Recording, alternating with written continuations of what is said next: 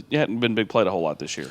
Yeah, I think the first thing you notice, obviously, was the big plays. They came out, hit us on a couple plays. And quite frankly, when you're playing a good team, a team that's as talented as the team we face, you know it's going to be some give and some take. We thought we were in pretty good position. Guys made plays. So obviously, you look at the technique, the fundamentals, you look at the call, you evaluate everything to make sure you're putting them in the best possible situation to be successful. Obviously, some things we want to do better. The kids owned it, coaches owned it. But overall, we thought we gave ourselves a chance, once we settled down, but you can't start that slow, and that has not been our calling card. Looking ahead to Missouri, what are some of the things that you've seen from them on tape? Yeah, they got good skill, good young skill. I think the quarterback, has done a really good job. I think he's underrated. I think he's more athletic than what a lot of people give him credit for. He's made some plays. They obviously played Georgia extremely well, was winning in the fourth quarter. So we know those guys are going to come in here ready to play. And, at the end of the day, we just got to make sure that we're ready to play. And, we're worried about Tennessee and, making sure they get our best version. Coach, in every game you try to get those teaching moments that you can pass along to your kids. What were some of those moments, teaching moments, that you can pass along from the Georgia game? Yeah, I think what we said earlier, you just, when you're on the road, you're playing a talented team, you want to start off fast. You want to make sure that, the communication is, where it needs to be, alignments, all the small details that always come back and bite you, if you don't adhere to them. So I think our kids understand that. We got some resilient kids. We have a mature bunch. We looked at those things. We looked at the alignments, the assignments, the communication part. We addressed it, and now we're moving on. Coach, the secondary, you back-to-back weeks, you went that same lineup. Are you pretty settled and comfortable there? I know you like to rotate, when you can back there, but do you feel like Turnage and Slaughter are where you're best at right now at corner? And how settled do you feel like you finally are back there now that you're healthy? Yeah, we're kind of still working through it. I think those guys, and let me say it this way. I think we're always going to try to put the guys out there that's going to give us the best opportunity to be successful on Saturdays. And, those guys have been healthy, the last couple of weeks. And, they obviously have played well, the first week and obviously, to a degree this last week. So, getting Christian Charles back, getting him healthy, he'll factor in. But, yeah, we feel good about those two guys, but, nothing is ever settled. It's really a game by game, kind of deal back there, no different than what it is at all the positions. Number one, you got to be healthy, and then obviously you got to be playing at a high level, and we thought those guys did that, the last couple of weeks. Jimmy and then Rick. Coach, what do you see out of Missouri's offense? Yeah, just, like I said, I think they're very talented, at the receiver spot. Even though they're young, they got really good talent there. I think they have a quarterback, who's a lot more athletic than I think what people give him credit for. And then to me, you just look at the moxie that they showed, playing the University of Georgia. I thought they did a great job, schematically. They put them in a lot of tough situations. And, we know those guys are going to come in here ready to play. Like I stated earlier, the key is making sure we're ready to play and, doing the best job we can and preparing this week to get ready for a tough Missouri team. Coach, can you reflect on the seniors on your side of the ball and what they've meant to this program in this last couple of years to help turn things around? Yeah, it's been great. I kind of made mention of that, after the game. Obviously for those guys, a lot of those guys, it'll be their last home game. And, those guys, they bought into what we were selling, from Coach Hype, down to myself. And, we'll be forever appreciative, the foundation that these guys have laid. I think they're going to be extremely proud, moving forward as they watch Tennessee grow and continue to, ascend, throughout the country and doing it through our play. And it's really because of the foundation that those guys have laid.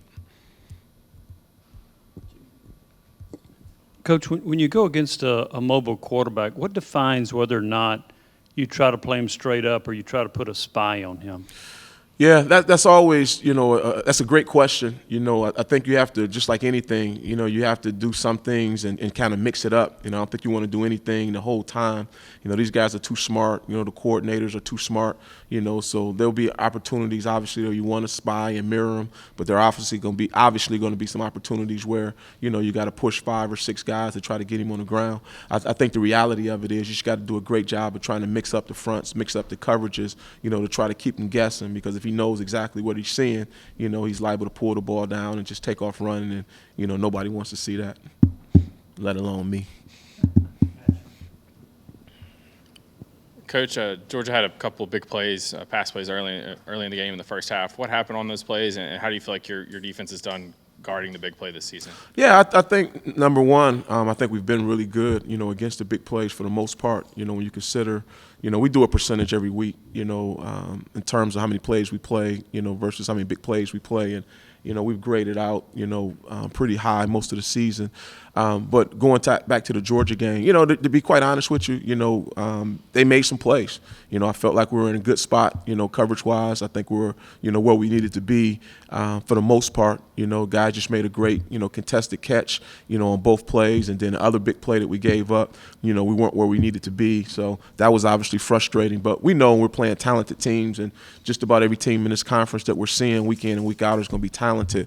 We just got to make more plays than we obviously give up. And looking forward to Missouri, obviously Burden is a receiver that they get the ball to in a lot of different ways. How important is he? Is slowing him down and knowing where he is for the game it's really important. Those guys are talented. Like I said, I stated earlier, they're young, but they're extremely talented, athletic. They've played well in a lot of big moments for those guys, in their young careers. So it's important to know where those guys are, particularly the Burden kid. And he's fast enough to tear the top off the coverage, but he's also athletic enough, when ball is in hand, to be able to make guys miss. So he's a good young prospect.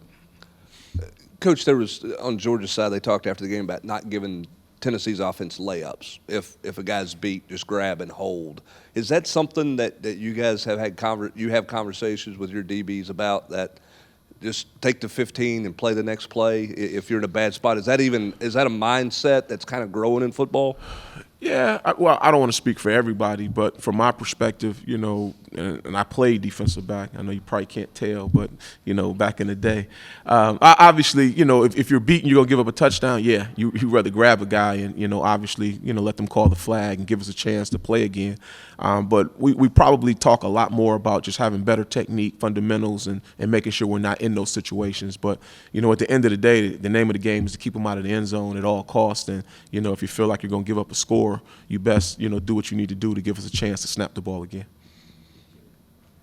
How closely do you monitor the snaps of the defensive line versus the snaps of linebackers versus the snaps of defensive back? Yeah, we monitor all of them. We want to make sure, as I said, I think the very first press conference we had, we realized, our offense, we have one of the best offenses in the country, and they're going to score a lot of points, and we're going to play a lot of plays, and it was of the utmost important that, we rotate these guys, particularly up front. Those guys are the guys who typically get tired the quickest, and then I would move on to the linebackers as well.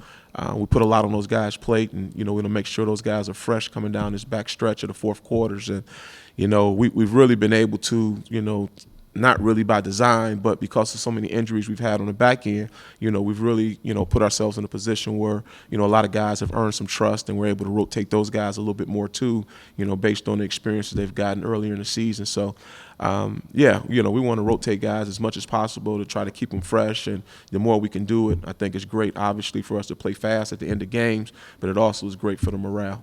So at the end of the day, they get what they earn. If guys are working hard, if guys are playing to the standard, and if they give themselves a chance to win in practice, we're going to give them a chance to play on play on Saturdays. Last two questions, Wes and Pat. Tim, it looks like, I think the past couple of weeks, maybe the tackle numbers for Juwan Mitchell have gone up a little bit. Is the ball just flowing his way more, or is he sort of being more active and doing some more things? I think Juwan's getting into a little bit of a rhythm. I like to think he's starting to, find his groove, so to speak. He's healthy. He's actually played pretty good, I think, the last couple of weeks. And I think, again, it's a combination of him being healthy. The way teams have tried to attack us to a degree, has put him in some situations where he needed to make some plays. And, and he's come through for us so far. So I'm proud of the direction he's headed. We feel like he has a chance to be a really good player in this program, and I think these last couple of weeks are starting to show what he can really do. Coach, you talked about the seniors, obviously working with Trey, who's been here 5 years, been ups and downs and all that stuff. What's it been like working with him, and can you talk about kind of his impact on the defense and the program? Yeah, it's been great. It's been awesome. Just like all the seniors, as I mentioned earlier, obviously, Trey's a senior. He's played a lot of football for us. He's been a warrior. You know, he's been banged up, you know, to a degree, you know, but he hasn't missed a rep. You know, he's always there. He's always trying to get better, you know. And to be quite honest with you, know, he's the type of kid that, you know, that you're looking for to represent your university. You know, he's a good kid. You know, he's a good student athlete, you know, and he's obviously a really good football player. So, you know, he's definitely going to be missed. You know, I feel like he's playing good football, you know, but more importantly, like I said, I like the kid, you know, I like what he brings to the table, you know, from a maturity perspective. So he's definitely leaving his mark. You know, he's playing his best ball his senior year, and I couldn't be more happy for him. Thank you, Coach. Okay. Thank you, guys. Thank you. All right.